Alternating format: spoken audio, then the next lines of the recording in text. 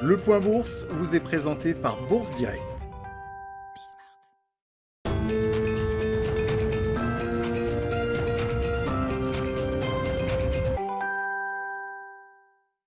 Tendance dans le vert pour le CAC 40 à la mi-journée, le CAC 40 qui se maintient d'ailleurs au-dessus des 5000 points depuis l'ouverture ce matin. Les investisseurs parisiens semblent applaudir depuis le début de la matinée comme sur les autres places de marchés européennes la victoire de Joe Biden aux présidentielles américaines.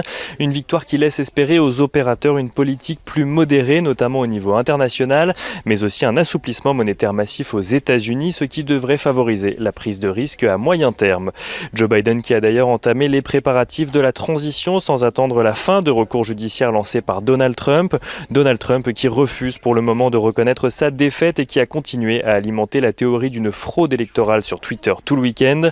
Il n'en reste pas moins que sa défaite aux urnes alors qu'il est en première ligne de l'affrontement commercial avec la Chine fait grimper les bourses asiatiques aujourd'hui.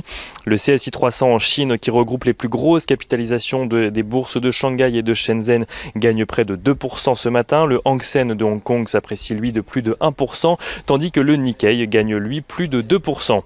La victoire de Joe Biden couplée à la perspective de voir le Sénat américain rester à majorité républicaine laisse également les investisseurs espérer que les réformes fiscales voulues par les démocrates, mais aussi un éventuel démantèlement des GAFA voulu par les démocrates également, aient plus de mal à voir le jour.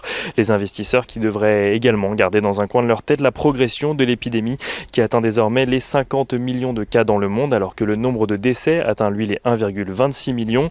Un défi que devra notamment tenter de relever Joe Biden alors que les États-Unis font désormais état de plus de 10 millions de cas depuis le début de la pandémie. La France, quant à elle, compte à présent 1,7 million de cas depuis toujours le début de la pandémie.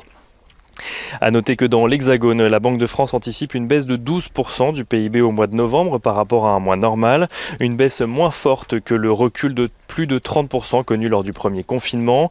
La Banque de France qui anticipe également une contraction de l'économie française de 9 à 10% du PIB sur l'ensemble de l'année. Et on reste en France, on regarde les valeurs à présent à la Bourse de Paris. Société Générale annonce la suppression d'environ 640 postes en France à cause de la pandémie et notamment de ses répercussions sur le groupe. Airbus annonce de son côté avoir reçu 11 nouvelles commandes et livré 72 appareils au mois d'octobre. Des nouvelles commandes qui portent donc le nombre total de commandes d'avions depuis le début de l'année à 308 et le nombre de livraisons depuis le début de l'année toujours à 413.